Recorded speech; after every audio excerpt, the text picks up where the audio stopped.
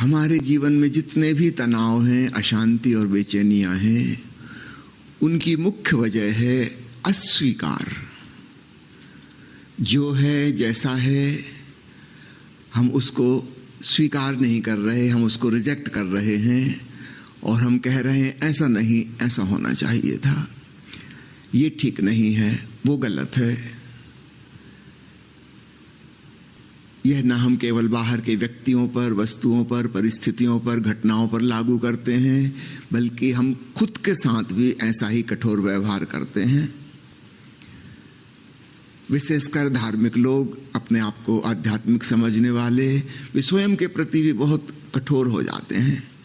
मुझे ऐसा होना चाहिए, मेरे भीतर ये गलत है, ये नहीं होना चाहिए, वो नहीं होना चाहिए, मैं अपने आप को बदल के रहूंगा।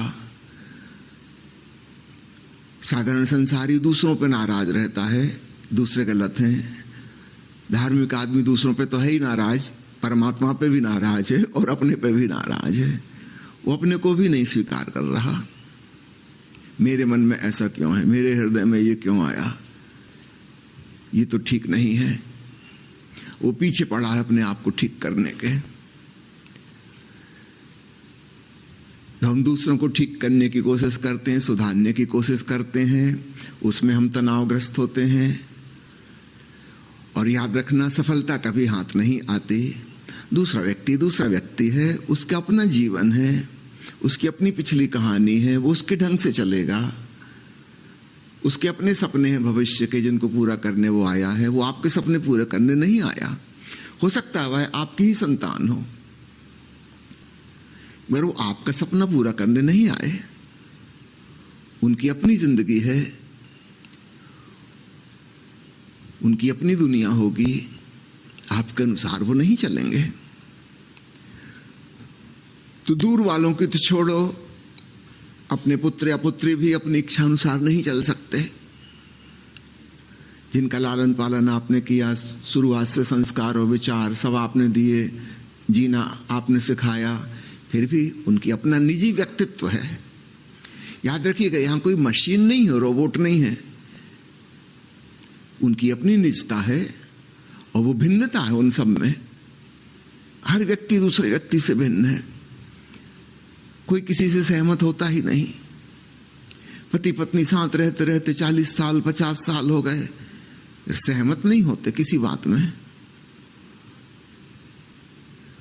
निश्चित रूप से जहां हम असहमति बता रहे हैं, अर्थात शिकायत कर रहे हैं, कंप्लेंट कर रहे हैं, वहां पर हम तनावग्रस्त होंगे। दूसरा तो नहीं बदलेगा, लेकिन इस कोशिश में हमारी जिंदगी बर्बाद हो जाएगी। जिस व्यक्ति को भी तनाव मुक्त होना है, शांति में डूबना है, उसे एक बात खूब अच्छे से समझ लेना चाहिए, यह जगत जैसा है वैसा है। आपको किसी ने ठेका नहीं दिया है सुधारने का। आप शांत रहो।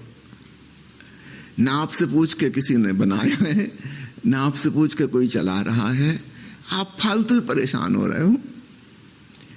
एक दिन आप नहीं थे, वैज्ञानिक कहते हैं कि 10 अरब साल से सूरज है, 4 अरब साल से पृथ्वी है। आप तो अभी थोड़े दिन पहले अचानक प्रकट हो गए। आपके पहले भी सब ठीक चल रहा था और एक दिन आप अचानक गायब हो जाओगे और अरबों खरबों साल तक सब चलता रहेगा। हम इस बीच में आके बिना काम के अपना अहंकार खड़ा कर लेते हैं, जैसे हम कोई बहुत महत्वपूर्ण है। जरा गौर करो, आगे पीछे कितना लंबा चौड़ा विस्तार है। हमारा होना ना होना क्या है? एक विशाल महासागर में एक लहर क्षण भर को उठी और क्षण भर में गिर गई, और ये लहर सोचती है कि मैं पूरे सागर को बदल दूं। सागर ऐसा नहीं होना चाहिए, वैसा होना चाहिए। ये आपसे पूछ कौन रहा है? आपकी सलाह मांग कौन रहा है? तो खूब याद रखना, हमारे तनाव हमने ही पैदा किए हैं और उसकी जड़ क्या है? जैसा है जीवन, हम उसको स्वीकार नहीं कर रहे। हम चाहते हैं कि ऐसा नहीं, ऐसा होना चाहिए।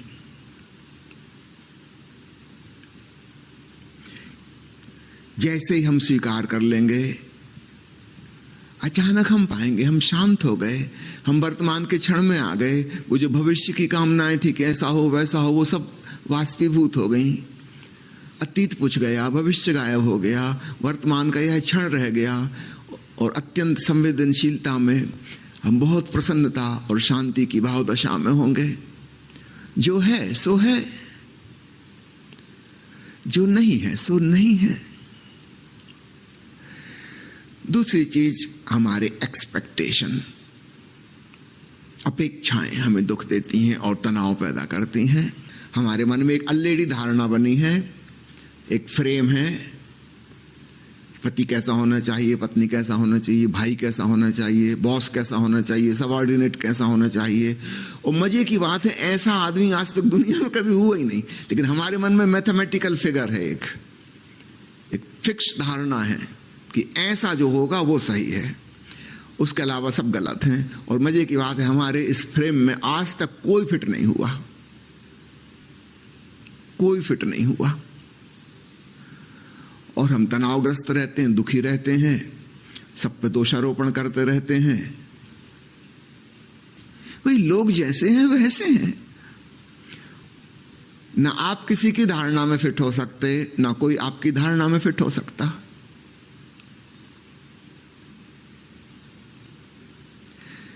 लेकिन इस धारणा को रखने की जरूरत क्या है, ये हमने कभी सोचा ही नहीं। वो पता नहीं कहां से बचपन में धीरे धीरे हमारे मन में एक धारणाएं बन गई सब चीजों की, किसको कैसा होना चाहिए।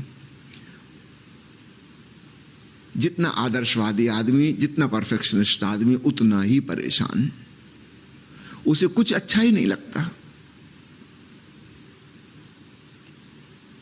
वो जो आइडियल इमेज है उसके मन में, वो कहीं पूरी होती ही नहीं, सब चीजें फीकी फीकी लगती हैं। जिस व्यक्ति को जीवन का आनंद लेना है, रस विभोर होकर जीना है, उसे सारे आदर्श हटा देने चाहिए। जीवन जैसा है उसे समग्रता से जियो। तो दूसरी बात है एक्सपेक्टेशन।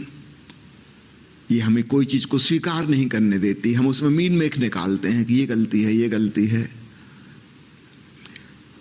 तीसरी महत्वपूर्ण बात है, हमारे मन में अच्छे और बुरे की धारणाएं हैं। ये ठीक हुआ, ये गलत हुआ, ये अच्छा हुआ, ये बुरा हुआ। और इन धारणाओं की वजह से हम त्रस्त रहते हैं, टेंशन में रहते हैं। अगर हम गौर से देखें, जिसको हम अच्छा कह रहे थे उसी घटना में से कुछ निकल आता है जो बुरा है, और जिसको हम बुरा लेबल लगाए थे उसी में से कुछ चीज निकल आती है जो अच्छी है। तो आप किसको अच्छा हो किसको बुरा कहेंगे? कौन सी घटना ठीक है, कौन सी गलत है? दिन में से रात निकल आती है, रात में से फिर दिन निकल आता है, कहीं कोई डिवीजन नहीं है। दिन ही आगे बढ़ते बढ़ते रात हो जाती है, रात आगे बढ़ते बढ़ते फिर दिन हो जाता है। आप गौर से देखना, हमने जिसको अच्छे और बुरे का लेबल लगाया उसमें कहां से डिमार्केशन लाइन खींचेंगे? एक बड़ी प्यारी घटना एक जापान के जैन फकीर की है। उसके पास एक बहुत अच्छा घोड़ा था, बड़ा प्यार करता था वो घोड़े को। जितना प्रेम वो अपने बेटे को करता था उतना ही प्यार अपने घोड़े को भी करता था। गांव के लोग यह सब जानते थे। फिर एक दिन ऐसा हुआ कि उसका घोड़ा जंगल गया था, रोज जाता था चरने के लिए, वापस ही नहीं आया शाम को। गांव के लोग बड़े उदास हो गए, सोचे कि वो फकीर तो बड़ा दुखी हो गया होगा।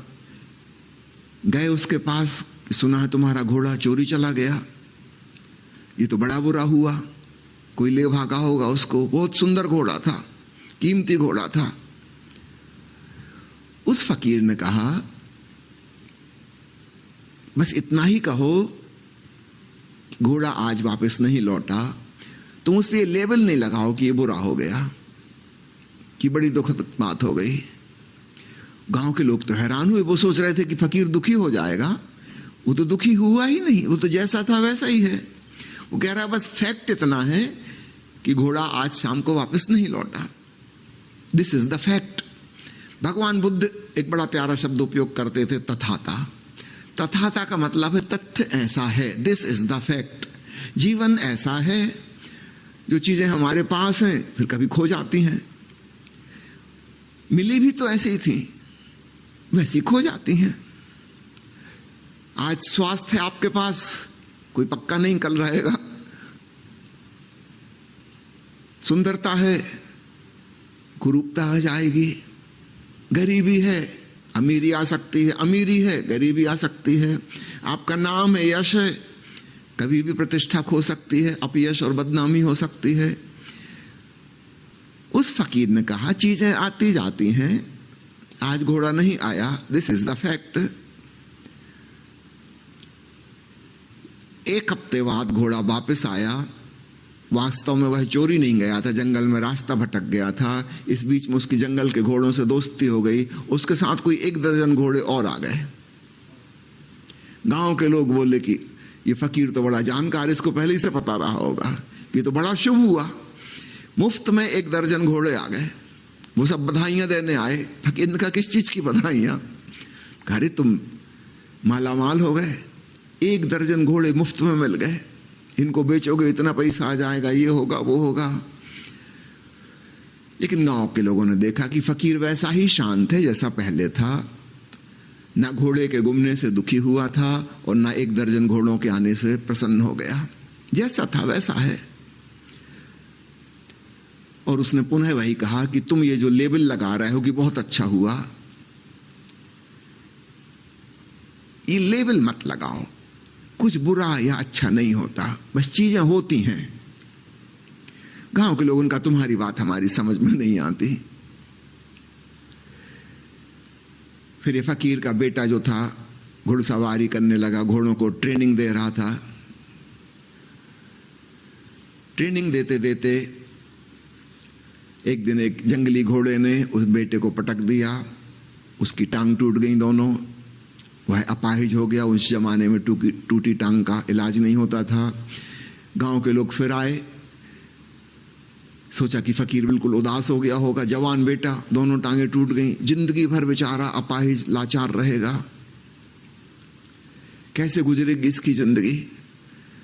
वो सब अपना शोक प्रकट करने के लिए आए। फकीर ने कहा इसमें शोक की कौन सी बात है, तुम लोग अजीब हो, जब घोड़ा गुम गया था तब तुम दुख प्रकट करने आए थे, फिर 1 दर्जन घोड़े आ गए, तुम बधाई देने आए थे, अब उन्हीं 1 दर्जन घोड़ों ने मेरे बेटे की टांग तोड़ दी है, अब तुम फिर दुखी हो रहे हो। सब चीजें लिंक हैं आपस में, एक सीक्वेंस में तुम देखो। तो उन्हीं घोड़ों की आने की तुमने बधाई दी थी, अब उसमें से एक घोड़े ने मेरे बेटे की टांग तोड़ दी, पटक दिया उसको जोर से। चीजें जुड़ी हुई हैं, किस चीज की तुम बधाई दोगे और किस चीज पर शोक प्रकट करोगे। उस फकीर ने कहा जैसा शांत में पहला था वैसे ही अभी हूं।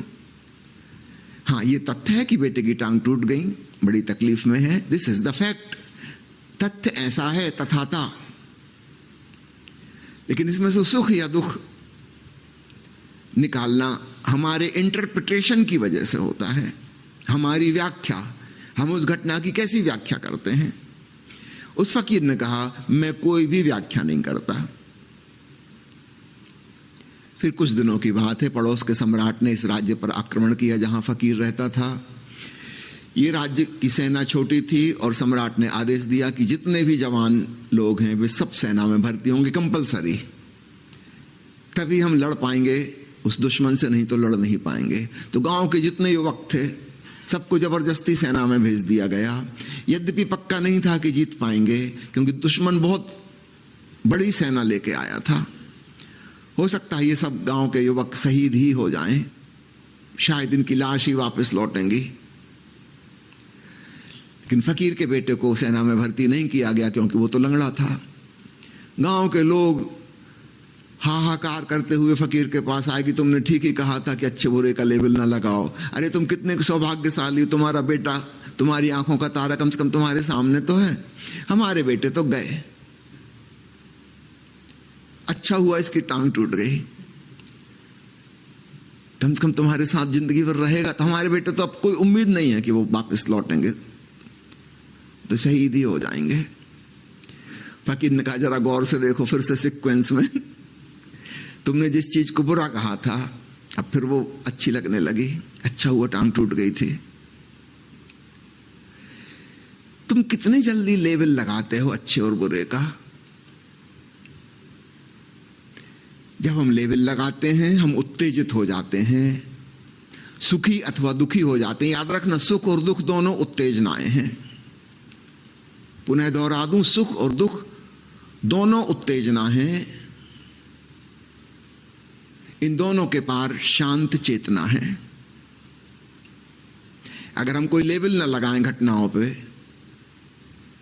सौभाग्य और दुर्भाग्य, खुशकिस्मती बदकिस्मती, अच्छा और बुरा, होना चाहिए था नहीं होना चाहिए था, चीजें जैसी हैं उनको वैसा स्वीकार कर लें तो हम पाएंगे हम शांत रहें। कोई चीज हमें उद्वेलित नहीं करती, हम टेंशन में नहीं आते।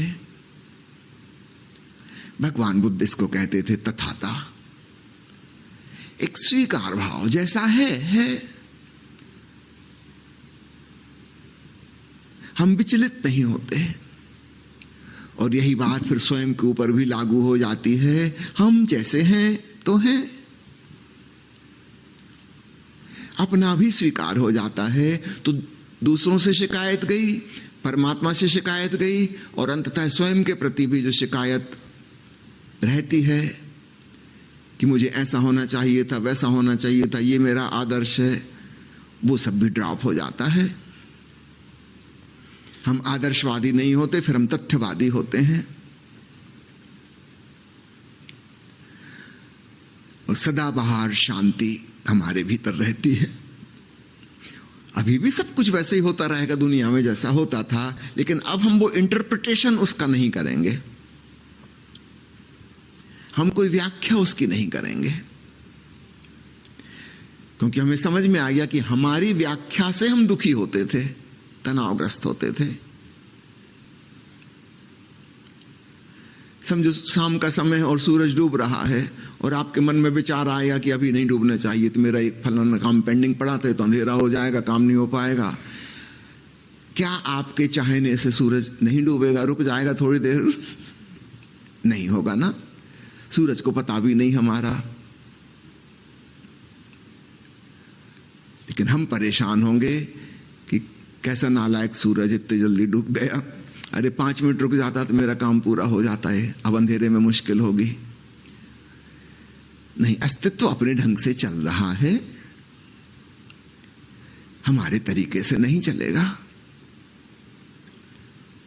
जब यह बात हमें समझ में आ जाती है, हमारा अहम विसर्जन हो जाता है और एक सर्व स्वीकार की भावना आती है। अध्यात्म की साधना के 2 महत्वपूर्ण हिस्से समझ लीजिए। पहला हिस्सा है, हम आत्मज्ञान की खोज में लगते हैं, मैं कौन हूं की तलाश होती है, और हमारे भीतर चेतना का क्रिस्टलाइजेशन होता है, जिसको कहें आत्म तत्व प्रगाढ़ होता है। यह संकल्प के द्वारा, श्रम के द्वारा, मेहनत के द्वारा होता है। अन्यथा साधारणतः आदमी दुनिया में बिखरा बिखरा है, हजारों इच्छाएं हैं उसकी, सब तरफ ऊर्जा बह रही है, बिखरा बिखरा। तो इसके ठीक उल्टा एक क्रिस्टलाइजेशन, और वह होता है दृष्टा भाव से, साक्षी भाव से, क्योंकि साक्षी एक है। मन मल्टी डायमेंशनल है, बहुचित्तवान है, लेकिन दृष्टा एक है उस सब का। तो जैसे जैसे हम दृष्टा को अपने अनुभव में लाते हैं, हमारे भीतर एकत्व घटित होता है, हमारे खंड खंड जुड़ के अखंड हो जाते हैं, स्वबोध, सेल्फ अवेयरनेस घटित होती है। जॉर्ज गुरजेफ की साधना, महर्षि रमण की साधना, मैं कौन हूं, हमें यहां तक लाती हैं। लेकिन यहां पर आकर अध्यात्म की यात्रा खत्म नहीं होती। अब यहां से एक दूसरा हिस्सा शुरू होता है। स्व में अटक के नहीं रह जाना है, अब सर्व में विलीन होना है।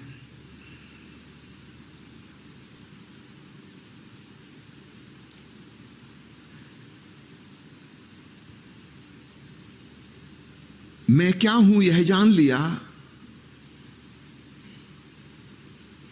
यहां पे अटक मत जाना। बड़ी शांति है, अखंडता है, विचारों से छुटकारा हुआ, एक चैतन्य रह गया। अब यह भी विसर्जित हो जाए, सर्व में लीन हो जाए। अहम ब्रह्मास्मि, उसमें अहम तो नहीं रहा, कहने में कहना पड़ता है ग्रामर के हिसाब से अहम ब्रह्मास्मि, लेकिन अहम उसमें बचा नहीं, अब ब्रह्मास्मि ही है, केवल परमात्मा है, आत्मभाव भी गया। जब तक यह ना हो जाए, अध्यात्म की यात्रा को अधूरी समझना। तो पहले हम स्व की खोज करते हैं, स्व को निर्मित करते हैं, वो पहले से रेडीमेड नहीं है। गुरुदेव कहता था कि हर व्यक्ति जन्मानी पड़ती है, श्रम से और संकल्प से पैदा करनी पड़ती है। अभी तुम केवल एक भीड़ हो, तो पहले श्रम करके स्व को पैदा करना पड़ता है और बाद में इस स्व से भी छुटकारा पाना होता है। फिर कैवल्य ही रह जाए, ब्रह्म ही रह जाए, परमात्मा ही रह जाए, आत्मभाव भी विदा हो जाए, बस एक महाशून्य।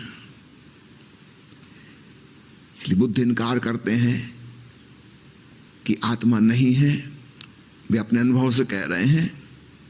याद रखना, उस यात्रा से गुजरे हैं।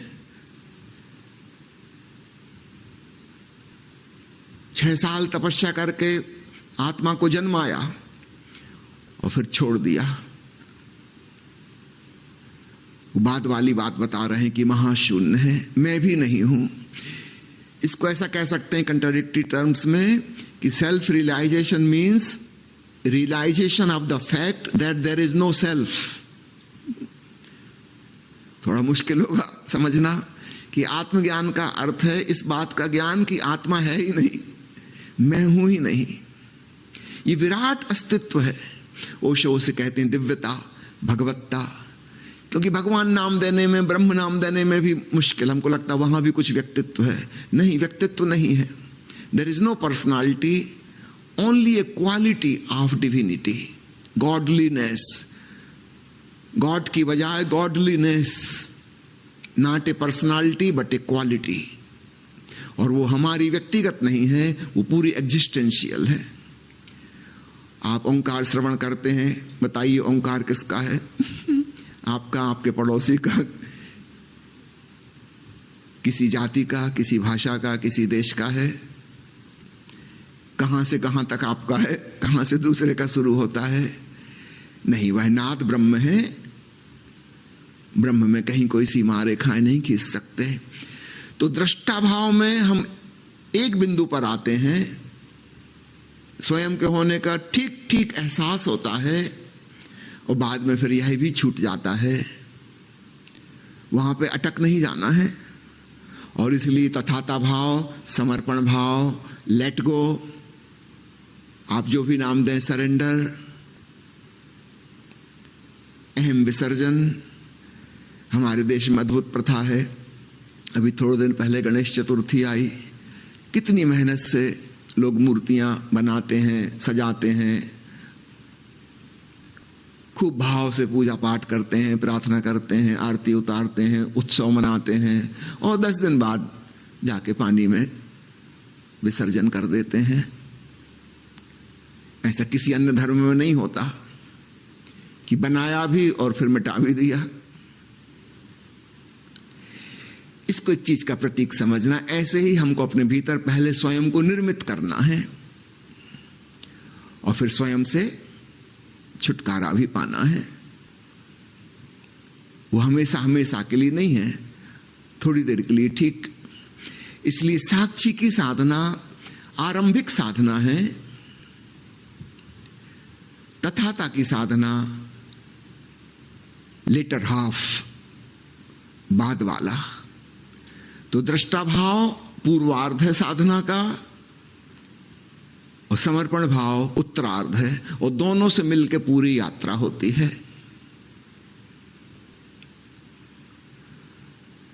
यह जानना हर साधक के लिए जरूरी है, क्योंकि काफी खतरा है हम आधी चीज करके ही निश्चित रूप से बड़ी प्रसन्नता होगी, शांति होगी, उसमें लगेगा कि मंजिल आ गई। नहीं, अभी भी पूरी मंजिल नहीं आई, काफी दूर आ गए, अभी और आगे जाना है। तो ज्यादातर प्रवचनों में दृष्टा भाव का, साक्षी भाव का, ध्यान साधना का उपदेश दिया जाता है, क्योंकि नए नए लोगों से बात कर रहे हैं तो उनको तो वहीं से शुरू करना पड़ेगा, ABCD से। उनको बहुत दूर की आगे की बात बताने से क्या लाभ, जब वहां पहुंच जाएंगे तब बताएंगे। जो लोग दूर तक आ गए हैं अब उनको बताना होगा, अब इसको भी ड्रॉप करो। जिसको तुम स्वयं का होना कह रहे हो, आत्मा कह रहे हो, उसमें अस्मिता, अहंकार की छाया अभी मौजूद है।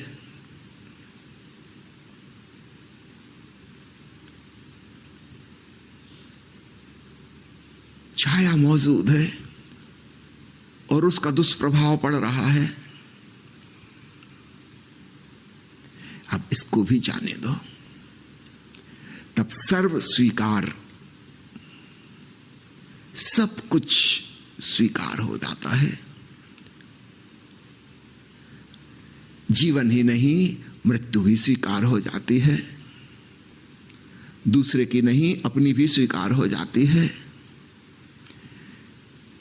हम जानते हैं लहरों जैसा यह जीवन है, उतार चढ़ाव हो रहे हैं, हर चीज में उतार चढ़ाव है, फ्लक्चुएशन, और यह जीवंतता का लक्षण है। केवल मुर्दा चीजों में उतार चढ़ाव नहीं होते, वो फिक्स्ड होती हैं। एक पत्थर की मूर्ति है, जैसी आपने रख दी है वैसी रही आएगी। एक छोटे बच्चे को आपने बिठाल दिया है, घंटा भर बाद आएंगे तो लगभग 99.9% पक्का है कि वो वहां नहीं मिलेगा जहां आप बिठा के गए थे। बच्चा जीवंत है, वो कोई पत्थर की, प्लास्टिक की मूर्ति नहीं है। जीवन का मतलब है जहां चीजें बदल रही हैं, परिवर्तनशील हैं, लगातार परिवर्तन हो रहा है। तो जन्म होगा, मृत्यु होगी, स्वास्थ्य होगा, बीमारी होगी, सुंदरता है, कुरूपता होगी, अमीरी है, गरीबी होगी, सब कुछ चलता रहेगा, up and down, up and down. आज कोई दोस्त बना है, कल को दुश्मन बन जाएगा। ये बिल्कुल स्वाभाविक है, इसमें किसी का दोष नहीं है, ये जिंदगी का स्वभाव है। जो है जैसा है उसका एक पूरा स्वीकार, अच्छे बुरे का लेवल हटाएं, एक्सपेक्टेशन और अपेक्षा छोड़ें। जो है जैसा है। धार्मिक लोग, भक्त लोग इसी बात को दूसरे ढंग से कहते हैं, हे प्रभु जो तेरी मर्जी। ये उनके कहने का ढंग है। बुद्ध चूंकि परमात्मा को इनकार कर रहे हैं, इसलिए वे ये तो नहीं कह सकते जो प्रभु तेरी मर्जी। उनकी भाषा में प्रभु शब्द नहीं आता, वे कहते हैं तथाता, जीवन को स्वीकारो, तथ्य ऐसा है। बात वही की वही है।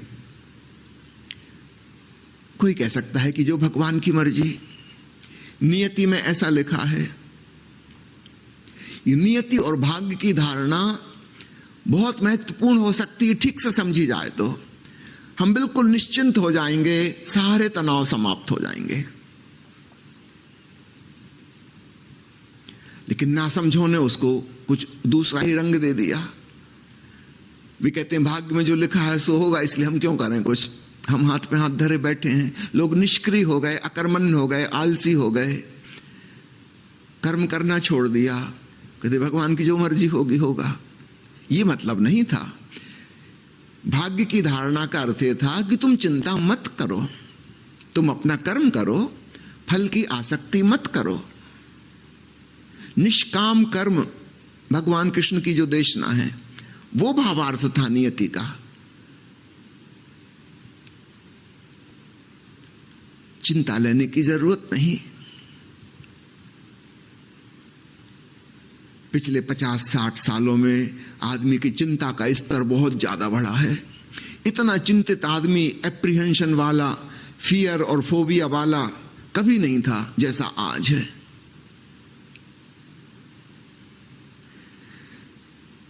खासकर पूरब में लोग नियति की धारणा के अनुसार जीते थे कि जो लिखा है सो होगा। कबीर साहब कहते हैं होनी होए सो होए, अपना कर्म करते चलो, भविष्य की चिंता करने की जरूरत नहीं। यह धारणा थी भाग्य की।